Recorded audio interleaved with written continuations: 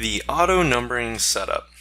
On your right hand side, under workflow configuration, we have your auto numbering setup.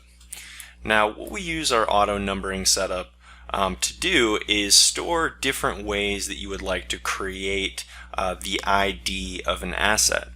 So there's three ways that we can create a new piece of equipment.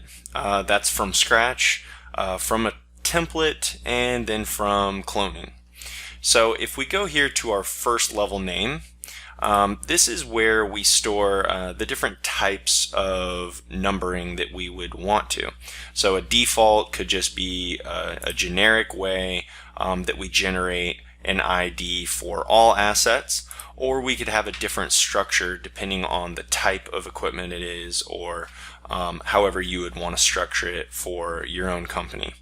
So we can always create a new one right here and just type in whatever it may be. Maybe it's a surface plate. So we hit OK, and now we can customize this.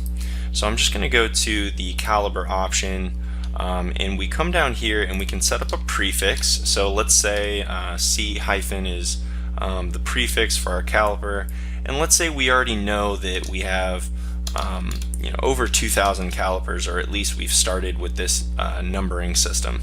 So I'm just going to put 2,000 right here.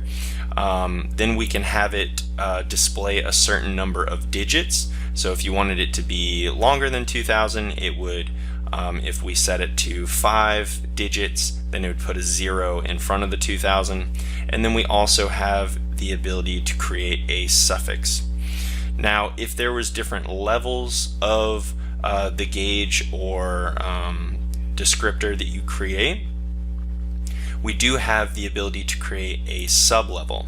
So for a caliper, if you wanted to do maybe digital or dial, you could always do that, and then that creates a sub-level with its own unique display settings. So we'll go back to caliper. We have C-2000. If we go ahead and we hit OK, I will show you now how you utilize that system. So we go into your equipment view and we just create a new asset. So when we start here and we click new, you'll notice that there's like a little blue calculator right here when you're creating a new piece of equipment. So when I click this, I have the option to choose from the different types that I've created. So if I select caliper and just make sure that's highlighted and hit OK, it created that new ID for me. So you could also do this through a template with this icon, in addition to the cloning utility. Thank you. Have a great day.